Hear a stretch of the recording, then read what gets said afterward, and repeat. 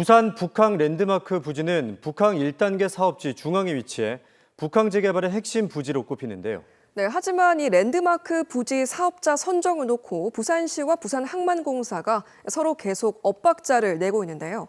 제대로 된 추진이 가능할까요? 첫 소식은 최혁규 기자가 보도합니다. 부산 북항 1단계 재개발 사업 활성화를 위한 투자 설명회가 열렸습니다. 핵심은 랜드마크 부지였습니다.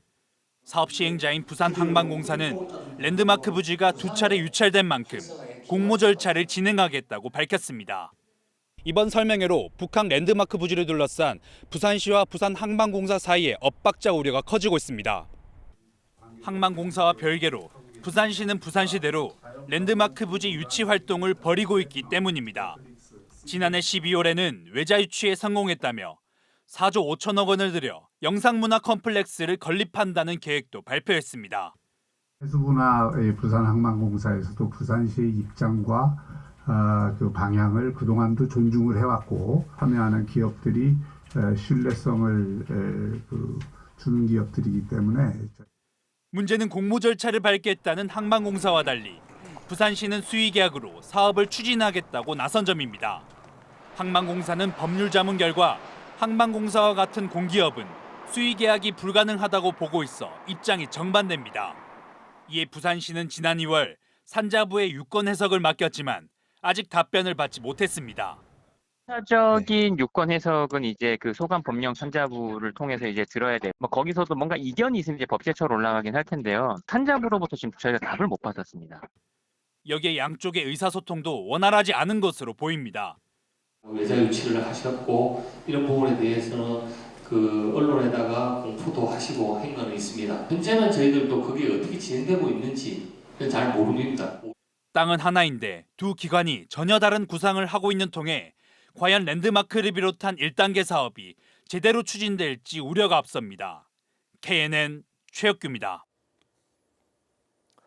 이재명 대통령이 첫 국무회의에서 해양수산부의 빠른 이전을 지시한 가운데 부산 기초지자체들이 청사 유치 경쟁에 뛰어들었습니다.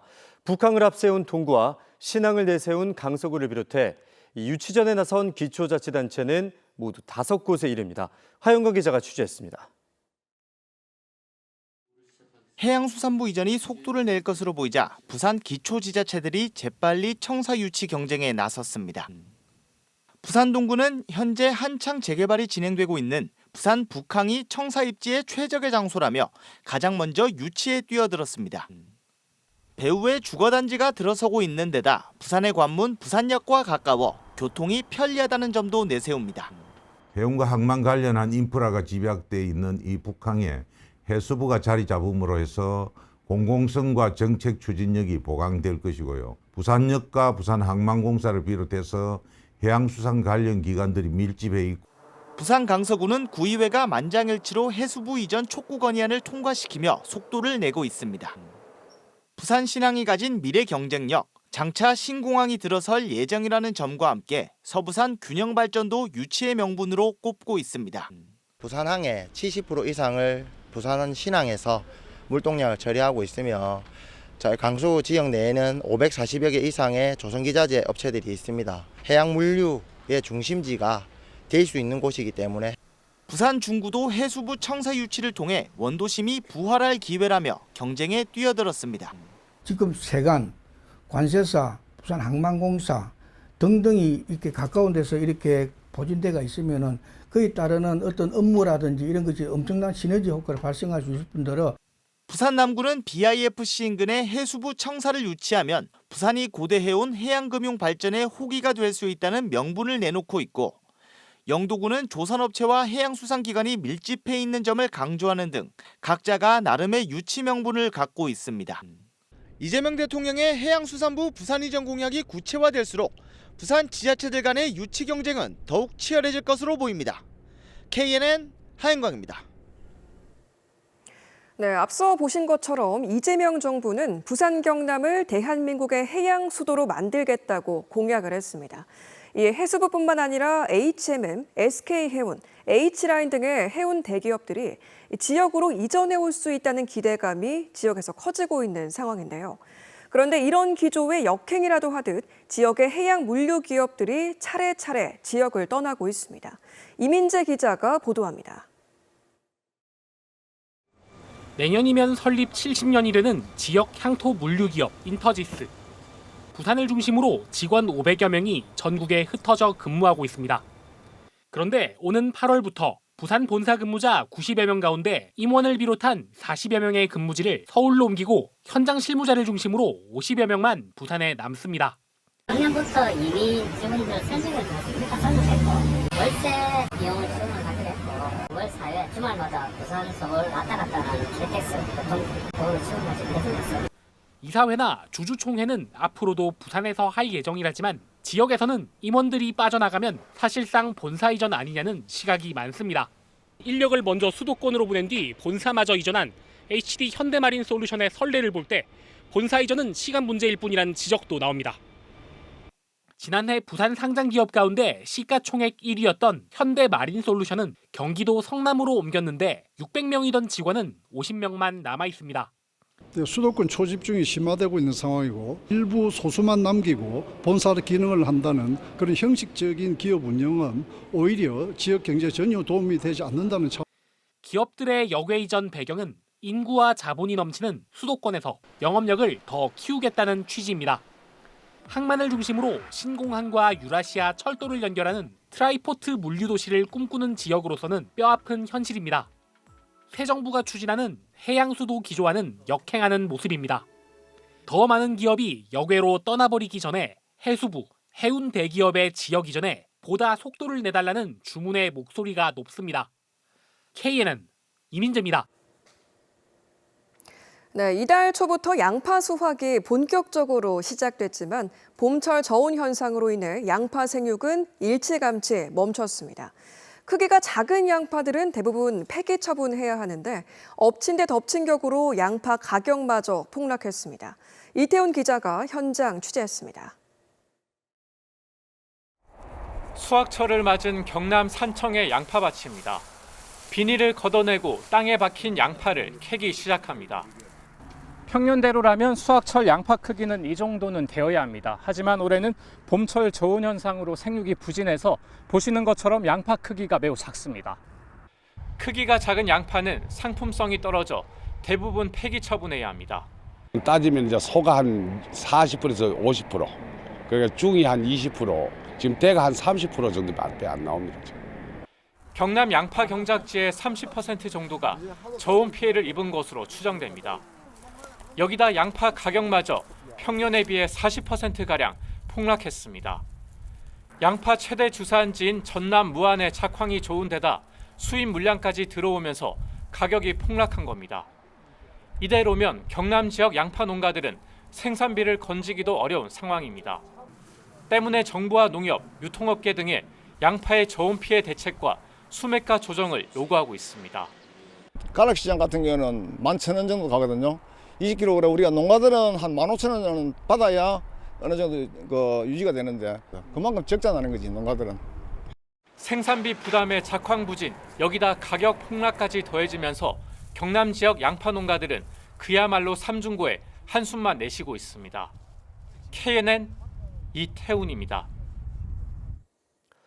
NC 다이노스가 관중 사망 사고가 발생한 뒤 2달 만에 홈구장에 복귀했지만 창원시와의 갈등이 더욱 깊어지고 있습니다. 연고지 이전까지 언급하며 창원시에 21가지 요구사항을 전달했는데 그 어느 하나 쉽게 풀 수 있는 과제가 없어서 창원시의 고심이 깊어지고 있습니다. 안용기 기자입니다. 창원 NC 다이노스는 관중 사망사고 발생 뒤 2달 만에 홈구장에 복귀하던 날 연고지 이전부터 언급했습니다. 창원시에 대한 불만이 사고를 계기로 터져나온 건데 창원시의 21가지 요구사항을 쏟아냈습니다. 그동안 계속 많은 고민을 했고 적정 수준의 요청사항을 전달드리기 위해서 많은 고민을 해서 어제 전달을 드렸습니다. 저희가 생각할 때는 너무 무리한 요구는 아니지 않은가. 문제는 요구사항 대부분이 풀기 어려운 난제로 가득하다는 점입니다. 구단은 생존의 위협을 느끼고 있다며 수익성 향상을 위해 관중석 2,000석 증설과 한 해 10억 원 규모의 입장권 구매 등을 요구했습니다. 하지만 창원시는 현금성 지원의 유례를 찾기 힘든 데다 상당한 예산을 확보하는 것이 쉽지 않다며 난색을 표하고 있습니다. 팬들의 접근성 개선을 위한 교통인프라 확충 요구도 마찬가지입니다. 도시철도 신설과 KTX 시간 연장 등의 요구는 창원시의 노력만으로 풀 수 있는 문제가 아니기 때문입니다.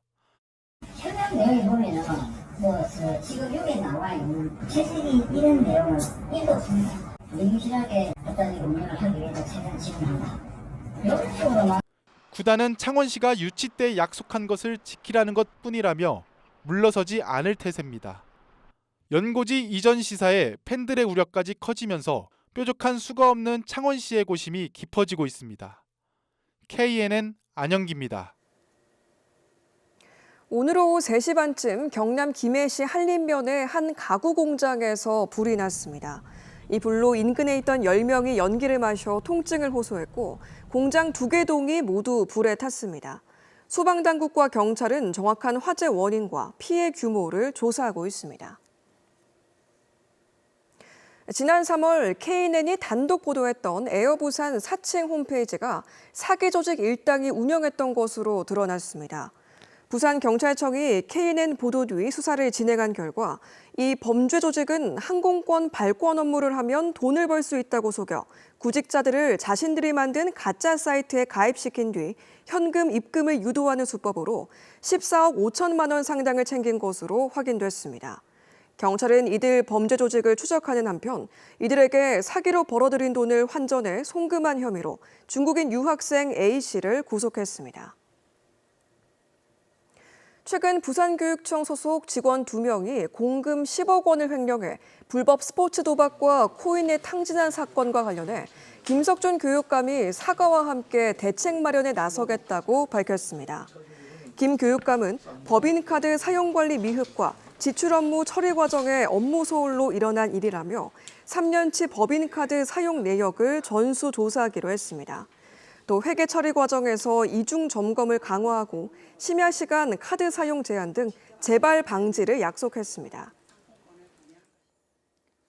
다음 소식입니다. 박종훈 경남교육감이 지난해 6월 문을 닫은 롯데백화점 마산점을 찾아 공공활용 방안을 검토했습니다. 오늘 현장을 찾은 박종훈 교육감은 백화점 건물이 교육청의 대규모 회의실 등으로 쓰일 수 있는지를 살펴본 뒤 관련 부서에 적극적인 활용 검토를 지시했습니다. 김해시청 맞은편에 대규모 데이터 센터를 짓기로 했던 부지에 아파트 건립이 추진되자 김해시의회 민주당 의원이 특혜라며 중단을 촉구했습니다. 송유인 김해시 의원은 개발사인 현대산업개발이 데이터 센터를 추진하던 부지에 아파트 건립을 위한 용도 변경을 신청했고 김해시는 이를 긍정적으로 검토하고 있다며 개발사의 배만 불리는 특혜라고 주장했습니다.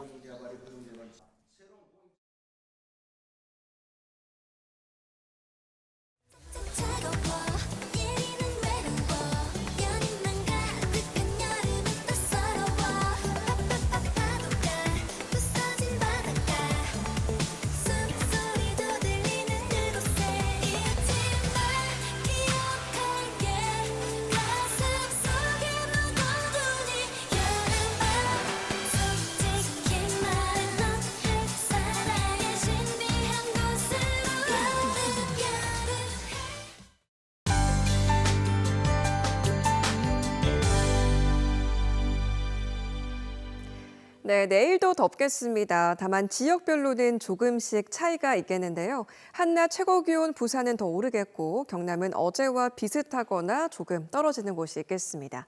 전국의 온열 질환자 늘어나는 만큼 노약자는 대비가 필요하겠습니다. 내일 하늘 표정 대부분 맑겠습니다. 대신 사천과 통영을 비롯한 경남 남부는 오후에 구름 많아지겠고요. 강수 확률은 최고 10%로 비 걱정은 안 하셔도 되겠습니다. 내일 최저기온 부산과 창원은 어제보다 1도 정도 높게 시작하겠는데요. 반대로 밀양과 산청은 1도에서 2도 정도 낮게 출발을 하겠습니다. 내일 한낮 기온 부산은 어제보다 더 덥겠는데요. 밀양과 창녕, 합천도 30도까지 오르겠습니다. 다만 어제 31도에서 33도 분포 보였던 중부 경남은 2도에서 3도 정도 더 떨어지겠습니다. 모레 대체로 흐리다가 13일 새벽부터 비 소식 들어있는데요. 더위도 살짝 주춤하겠습니다. 비는 토요일까지 쭉 이어지다가 일요일에 갠 후 다시 흐려지겠습니다.